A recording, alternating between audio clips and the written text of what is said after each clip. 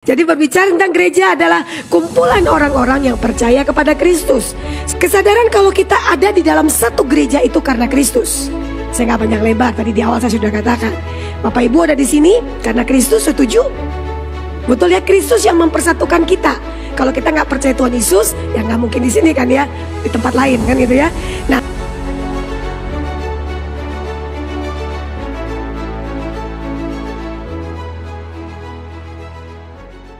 Bapak Ibu berbicara tentang gereja, kita lihat dalam slide yang kedua. Kalau kita ngomong tentang gereja, tentu kita akan berbicara dari sekolah minggu udah diajarkan. Gereja bukanlah gedungnya, kan gitu ya. Bukan pula menaranya, bukalah pintunya, lihat di dalamnya. Gereja adalah orangnya, gitu ya. Jadi berbicara tentang gereja adalah kumpulan orang-orang yang percaya kepada Kristus. Saya percaya sekali Bapak Ibu yang ada di dalam ruangan ini, kita adalah orang-orang yang sudah percaya Kristus. Nah, kemudian saya mencoba membagi gitu ya. Kita membaginya lagi gini nih, ada gereja, satu gereja dalam arti kita di tempat ini. Tapi juga jangan lupa, kita juga terdiri dari banyak gereja. Banyak aliran, gak usah bahas alirannya dah ya, karena alirannya banyak sekali. Yang jelas adalah fokus kita pada pagi hari ini, saya arahkan itu ada fokus, ada panah. Panahnya kita ngebahas satu gereja berarti dalam komunitas kita di tempat ini. Ya, kita akan melihat 29 tahun Tuhan percayakan usia, kita bersyukur untuk itu. Dan sejauh mana selama 29 tahun itu dalam beragam beragam hal yang terjadi, kita sudah menjadi gereja yang bersatu atau tidak. Kenapa itu penting? Bukankah Yesus juga berkata, dia ngomong apa? Hendaklah kamu menjadi satu, sama seperti aku dan Bapa adalah satu. Tuhan mendoakan gereja-gereja Tuhan. Saya lagi ngomong gini, ini kita ngomong nih ya, jangankan menyatukan banyak gereja yang berbeda dengan aliran yang berbeda. Dalam satu gereja saja, mudah gak mempersatukannya? Susahnya minta ampun gitu ya. Mari kita lihat, kira-kira hal-hal apa yang menyebabkan gereja itu tidak atau sulit untuk bersatu. Banyak poinnya, saya ambil beberapa saja. Pertama adalah gak bisa kita pungkiri adanya perbedaan. Perbedaan itu kalau kita sadar Bapak Ibu, kalau kita menyadari bahwa tidak ada yang sama di dunia ini, maka kita akan melihat perbedaan itu adalah kekayaan. Tetapi kalau kita gak hati-hati, kita akhirnya menemukan apa? Perbedaan itu bisa menjadi hal yang membuat penyebab tidak bersatu atau konflik. Itu ya. Yang pertama adalah perbedaan cara berpikir. Ya, tiap kita punya cara berpikir yang berbeda. Kita terbentuk, ada orang yang tek gitu langsung ya. Ada orang yang mungkin jauh lebih pikirkan dulu, analisa dulu, terus ininya gimana. Kalau mau bikin acara hari ulang tahun, aduh gak usah digabung lah ya, misalnya kayak gitu. Semua dipikirkan, jadi cara berpikir berbeda. Cara kerja, ada orang yang kerjanya begitu cekatan, ada yang begitu alon-alon ya, pelan. Saya termasuk orang yang tek gitu ya. Saya pernah diizinkan Tuhan bersatu atau berkumpul dengan komunitas, dengan teman. Aduh, saya rasanya sudah di Jakarta, dia baru mulai dari Surabaya. Dan biasanya akhirnya konflik. Nah, yang saya lakukan adalah biasanya saya ambil kerjaan dia, saya kerjakan sendiri. Karena bagi saya harus selesai. Tapi akhirnya di situ saya belajar. Apa hebatnya saya ketika saya maju sendiri? Hebatnya kita ketika kita maju bersama, bukan maju sendiri. Akhirnya saya rubah itu lagi. Oke lah ya. Akhirnya saya bilang, ayo cepat. Begitu ya. Didesak-desak biar dia cepat. Oke, saya melangkah 10 langkah. Minimal kamu 3 atau 4 langkah. Jangan jalan di tempat kan gitu ya. Cara kerja beda, cara bicara. Ada orang mau menegur ya. Dia muter-muter ke ujung langit ke-7 baru menegur. Pusing ya. Ada orang kalau dia bilang, kamu gak boleh gitu. Nah, ada yang gitu. Nah, tipe saya tipe kayak gitu tuh. Saya pusing dengan puter-puteran ya. Gitu ya, mungkin karena saya dari latar belakang dari orang Sumatera. Jadi saya susah sekali kalau harus menafsirkan. Kalau orang mau ngasih tahu sesuatu, saya ingat sekali waktu saya masih di seminari, kakak tingkat saya itu mau negur. Jadi suatu kali ada suatu begini, dia kasih perumpamannya panjang. Langsung saya bilang ke dia, C, gini aja, kamu mau negur apanya? Saya bingung kamu mau arah kemana? Dia diem. Nah, jadi akibat saya bilang gini, oh iya ya, ternyata mereka ngerasa, Bu Ida, gak pada kamu tuh gak apa cara ngomongmu menyinggung perasaan. Terus bagi saya, ya kamu juga menyinggung perasaan saya. Hanya untuk negur satu kalimat saja, kamu ngomong 1 jam menghabiskan waktu saya, kan gitu. Karena kadang-kadang bisa begitu ya. Karena dia pikir, aduh, padahal kalau saya mau tenang, saya pikirkan, oh dia mungkin berpikir bagaimana saya tidak tersinggung. Bisa jadi kan ya. Kalau saya orangnya, gak apa-apa namanya kritikan. Saya yakin sekali, tidak ada kemajuan tanpa kritikan. Kita terima pujian akan membuat kita jalan di tempat. Kritikan itu akan membuat perubahan yang luar biasa dalam hidup kita. Jadi jangan anti dengan kritik. Bersyukurlah untuk kritik ya. Kalau sekarang juga kita lihat kan ya, banyak kritikan kan pada pemerintah kita kan ya. Kalau mereka bisa menerima kritikan itu sebenarnya luar biasa baiknya. Tingkat kerohanian. Kita sama nih umurnya sama-sama bapak-bapak, sama-sama keluarga, sama-sama ibu-ibu, sama-sama remaja, sama-sama pemuda. Tingkat kerohanian bisa berbeda nggak? Sangat bisa Bapak Ibu. Ada yang sudah berpikir gini, aduh Tuhan aku ingin hidupku untuk Tuhan. Ada lagi yang gini nih, aduh saya ke gereja cari jodoh dah. Misalkan ya, itu akan berbeda. Tingkat kerohanian kita akan berbeda juga dalam kita datang ke tempat ini. Dalam kita berpikir apapun ketika kita ada di gereja.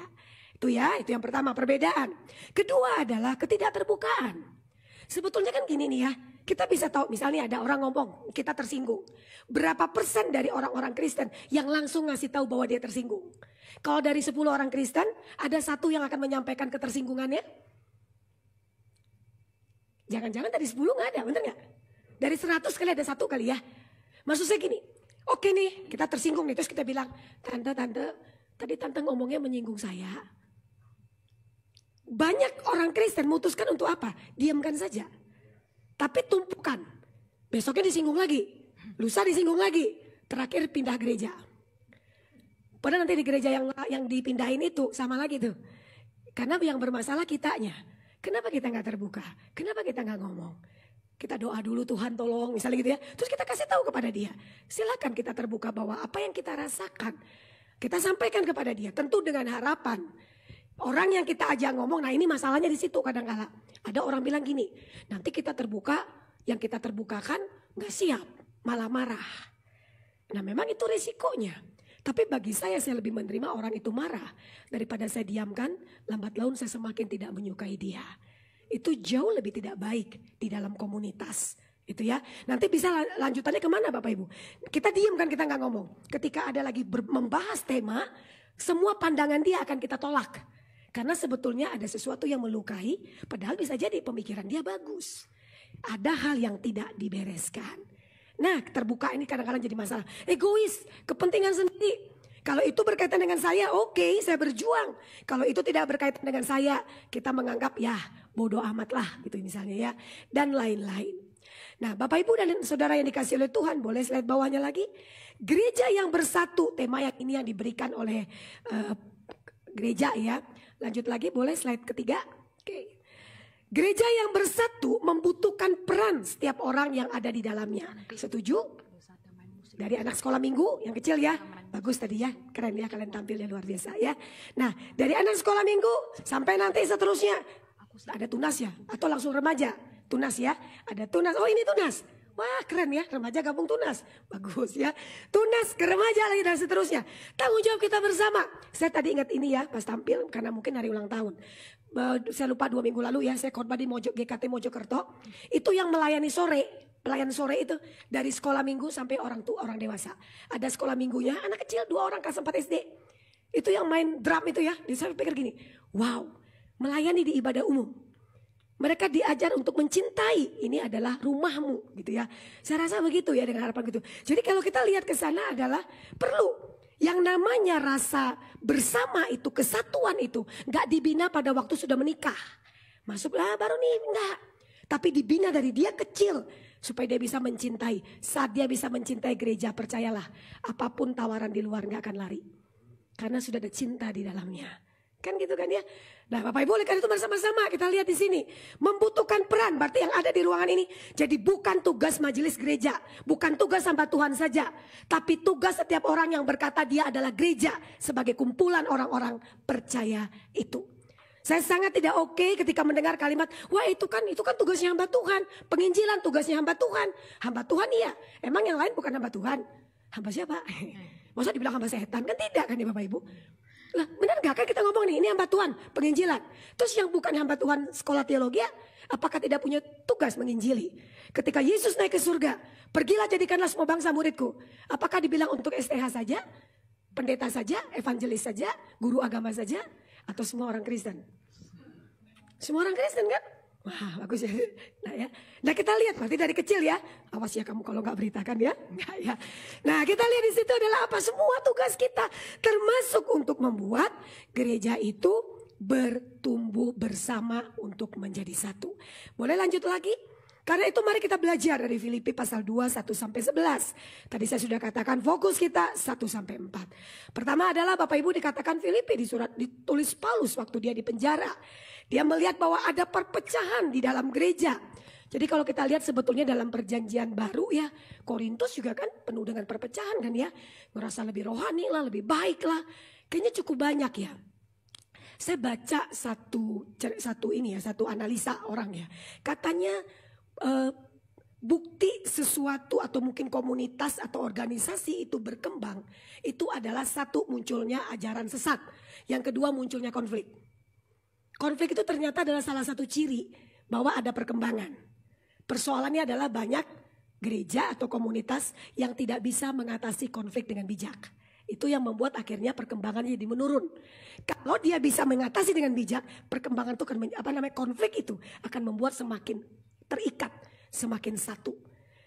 Gak usah jauh-jauh lah ya, ketika kita diserang dari luar kan, bersatu kan orang Kristennya kan, langsung nyanyinya, ku tak pandang dari gereja mana, kan gitu kan ya.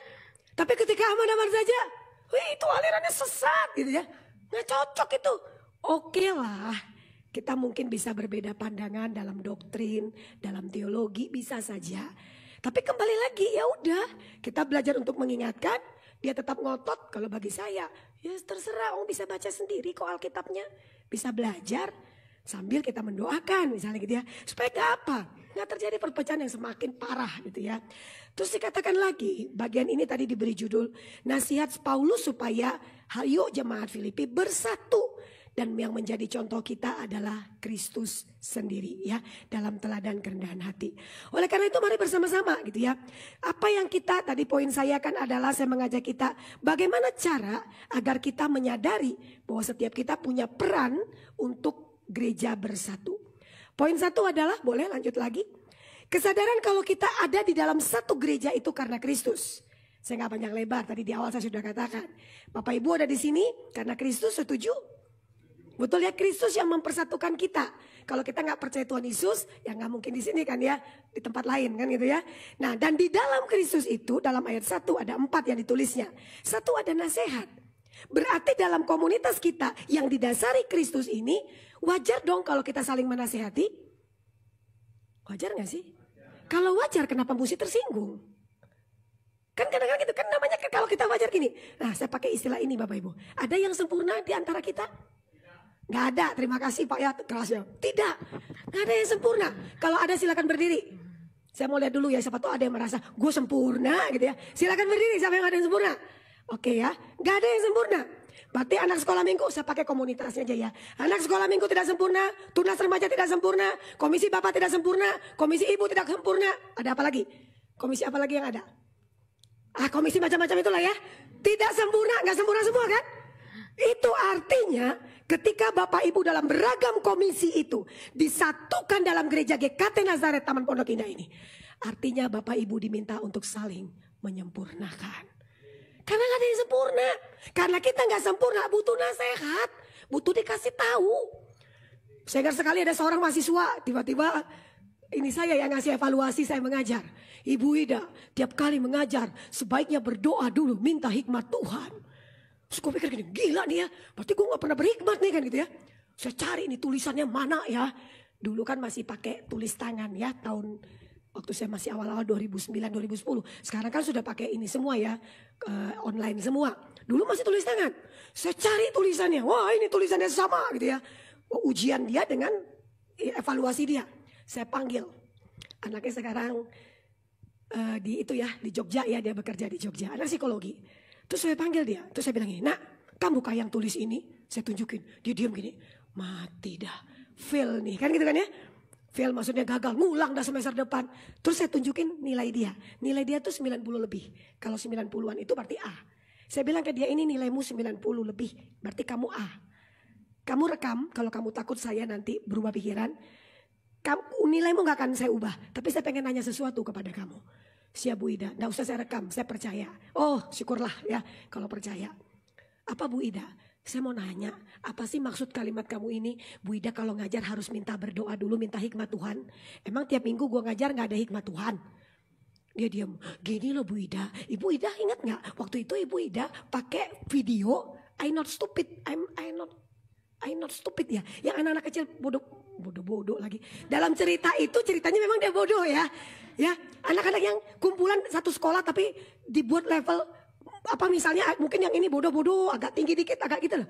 Nah ini kelasnya kelas yang bodoh semua. Nah pada waktu ngomong itu ada satu anak mirip sama satu mahasiswa lah cowok. Saya bilang nah ini mirip kamu. Saya bilang maksud saya cuma bikin suasana biar kelas itu tidak tidak ngantuk lah. Nah yang anak ini tidak tahu. Anak mahasiswa yang sering saya terkesan bully itu adalah anak yang suka membuli saya di luar kelas. Jadi kayak antara kami berdua mungkin sudah gak ada singgung-singgungan. Jadi saling nyerang-nyerangan lucu-lucuan sebetulnya. Tapi anak itu tidak tahu. Terus saya bilang, oh waktu itu iya Bu, bagi saya guyon itu tetap tidak boleh merendahkan. Saya diem. Wah bisa jadi segini. Saya dosen, masa saya yang harus... Bisa saya bela diri enggak? Saya pikir tidak waktunya saya bela diri. Terus saya tanya lagi, selain itu ada lagi enggak nak? Bu Ida tidak berhikmat. Enggak sih Bu, satu aja. Lu lain kali ya tulis di situ, satu kali. 16 kali pertemuan kelas saya baca evaluasimu. Bu Ida mikir, duh Tuhan 16 kali gue gak jadi berkat. Kamu tau gak sedih banget saya? Enggak kok Bu, satu kali Bu, yang lainnya oke kok. Nah coba Bapak Ibu pikirkan, kalau saya cuma lagi nih, ini gak benar. Saya gak terubahkan sejak saat itu. Mau guyon apapun di kelas, sedekat apapun. Saya gak akan pakai guyonan yang terkesannya itu kita cuma guyon. Tapi kita mungkin tanpa sadar ngerendahkan. Kamu misalnya Teletubbies gitu ya. Kamu kayak Teletubbies, kan lucu-lucuan aja sebenarnya kan. Tapi ternyata itu bisa saja. Jadi nasihat itu saya terima, bukan saya tolak. Ya, jadi kadangkala Bapak Ibu yang mungkin udah 40, 50, 60 tahun. Bisa saja anak-anak kita yang masih 7, 8 tahun. Tuhan pakai untuk memberi nasihat kepada kita. Karena itu akan membentuk kita gak apa-apa. Karena kita kan gak sempurna. Bisa jadi Tuhan pakai yang kecil menyempurnakan yang besar. Yang besar dipakai untuk menyempurnakan yang kecil. Ada penghibur kasih. Kita saling menghibur satu dengan yang lain. Apalagi kondisi sekarang kita gak pernah tahu kan apa yang akan terjadi kan Bapak Ibu. Kita lihatlah situasi perekonomian semua lah. Kita butuh saling menguatkan. Saya yakin sekali ketika kita dalam satu gereja kita butuh nih. Situasi-situasi ini saya gak tahu. Bapak Ibu misal saja. Ada keluarga misalnya dipanggil Tuhan. Berapa persen dari jemaat? Ini jemaat semua kan katanya tadi kan gereja itu semua orang percaya. Berapa persen dari atau si orang yang berduka itu akan terima WA dari siapa saja untuk ucapan duka cita. Saya tahu lah minimal majelis satu kan gitu kan ya. Hamba Tuhannya. Jemaatnya. Kebayang ya dia berduka kalau kita ada 70-80 orang. 70-80 WA muncul di WA-nya dia untuk berkata Tuhan menguatkan dan menghibur kamu. Saya percaya kekuatan luar biasa akan dialami oleh orang itu. Karena dia tahu saya tidak sendirian. Saya punya komunitas yang peduli sama saya. Harusnya begitu. Ada persekutuan roh. Kita disatukan oleh roh Tuhan. Kita dalam satu Allah Bapa, Anak, Roh Kudus mempersatukan kita. Ada kita persekutuan di dalam roh itu. Terus ada kasih mesra, ada belas kasihan. Jadi kalau kita ngomong kasih mesra, belas kasihan berarti kita lebih. Kalau pakai istilah yang sekarang mungkinnya kepedulian yang lebih untuk melihat sekitar kita. Ada kasih yang mesra di dalam kita tadi memberi nasihat dan seterusnya. Gitu ya. Itu yang pertama Bapak Ibu. Sadarilah kita satu di dalam Kristus. Kedua adalah kesadaran kalau kita perlu berjuang untuk sehati sepikir. Kan tadi beda semua pemikirannya. Cara pikirnya beda. Apanya semua beda ya. Cara kerja beda. Semua kita berbeda. Nah kata sehati sepikir artinya seperasaan, sepikiran. Nah itu gak bisa langsung proses. Makanya perlu tiap kali kita lihat, kok beda pemikirannya ya. Kita perlu tanya, apa ya dasar kamu berpikir demikian? Bolehkah dijelaskan sedikit? Karena ketika dia menjelaskan mungkin kita akan paham gitu ya. Kita seperasaan, sepikiran. Satu saya tuliskan di situ ya. Satu kasih, satu jiwa, satu tujuan. Saya ambil Bapak Ibu, saya percaya sekali kalau dibilang tadi Kristus yang mempersatukan, kasih Kristus yang mempersatukan. Dan kasih itu juga yang membawa kita untuk berjalan untuk satu tujuan. Ya, tujuan kita apa? Apa tujuan gereja Bapak Ibu? Panggilan gereja apa sih? Panggilan gereja. Apa Tuhan kenapa membuat ada gereja di dunia ini? Misalnya gitu ya. Atau apa ada panggilan gereja yang kita tahu apa? Melayani. Panggilan gereja. Ayo. Apa, Bu? Setuju, pikul salib. Boleh ya. Bagaimana kita dipanggil untuk memikul salib. Pada waktu kita memikul salib, kita lagi menyaksikan Kristus. Menjadi kesaksian kan? Panggilan gereja kita menyaksikan Kristus, kita jadi kesaksian. Apalagi panggilan gereja. Kan macam-macam tuh, ada diakonia, betul? Bagaimana kita menolong orang-orang di sekitar kita. Bapak Ibu, kalau saya lihat ke sini sebetulnya ya, contoh gereja yang tidak ada dalam dunia hari ini adalah gereja mula-mula. Setuju gak? Ada nggak yang berani gereja dimanapun, saya tidak tahu ya. Ada nggak gereja yang berani berkata gereja kami seperti gereja mula-mula? Saya rasa nggak ada yang sampai menjual hartanya untuk dibagikan untuk orang lain. Nah, kayaknya kok kecil ya kemungkinan untuk kayak gitu. Betul Bapak Ibu? Tapi kalau kita balik lagi, harusnya kalau kita arah ke sana, ya betul, kita harus berjuang untuk apa? Bersama-sama. Karena kita punya satu tujuan tadi. Bagaimana tujuan itu membuat gereja kita bersaksi, gereja kita bersekutu, gereja kita berdiakonia, menolong orang lain, menyatakan kepedulian kepada orang lain. Jadi ketika kita sibuk mikirkan program, harusnya program itu kepada satu tujuan. Ini kalau kita lakukan, satu, Tuhan dimuliakan gak? Kedua misalnya, ini membawa orang mengenal Kristus gak? Ketiga, ini membawa jemaat bertumbuh gak di dalam Kristus? Harusnya ada arah, semua terfokus kepada Kristus. Ketika tujuan itu kepada Kristus, harusnya gak ada yang mempertahankan kepentingan lain. Karena kepentingan kita adalah kepentingan Kristus. Kan gitu kan harusnya. Nah tapi persoalannya adalah apakah itu bisa kita lakukan. Dalam komunitas yang lebih kecil, si remaja rapat sendiri, guru sekolah minggu rapat sendiri. Nanti ini rapat sendiri, setelah itu baru gabungan rapat semua kan gitu kan ya. Nah pada waktu kita gabungan segitu, pada gabungan semua, termasuk jemaat, bisakah kita sama-sama duduk bersama? Ayo nih, misalnya ada jemaat yang ngerasa, kok kita jarang ya ngebahas, misal nih, gereja kita kok jarang ya membahas misalnya tentang bagaimana menginjili misal. Itu bisa dikasih masukan, kan bagian dari gereja. Oh kita ngerasa kok kurang kurang care ya. Kok kita tuh kalau masuk duduk gak ada yang nyapa, gak ada yang apa misalnya gitu ya. Nah itu bisa dijadikan sebuah masukan. Untuk apa? Karena kita kan pengen bersatu. Nah kalau kita pengen bersatu, satu kali lagi, nggak tugas menyambut tamu saja. Itu kan ada tugasnya tuh kan yang di depan, biasanya kan ngasih-ngasih ya betul, amplop kan. Selamat pagi, lagi kayak gitu ya. Kasih kita masuk. Terus kita duduk tuh. Sudah kita duduk, biasanya kan masih ada yang datengin atau sampai pulang gak ada yang datengin? Biasanya. Kalau di sini apakah ada yang datengin? Saya beberapa kali gereja di satu tempat, biasa disambut di depan saja, setelah di dalam gak diapa-apain lagi. Gak apa-apa sih. Nah tapi bagi saya waktu saya di gereja tersebut, saya lihat nih saya duduk, di samping saya ada orang. Saya gak jemaat situ. Waktu saya duduk saya langsung menyapa orang itu. Karena bagi saya apa? Kenapa saya mesti menunggu disapa? Kenapa saya tidak memulai untuk menyapa? Kan kita harusnya tahu, kan gereja itu kumpulan orang percaya. Kenapa kita mesti menuntut orang lain? Tetapi tidak menuntut diri kita sendiri. Kita sering kali mengharapkan orang yang berbuat lebih dulu. Kita lupa. Harusnya nggak salah kan kalau itu kita mulai dari diri kita.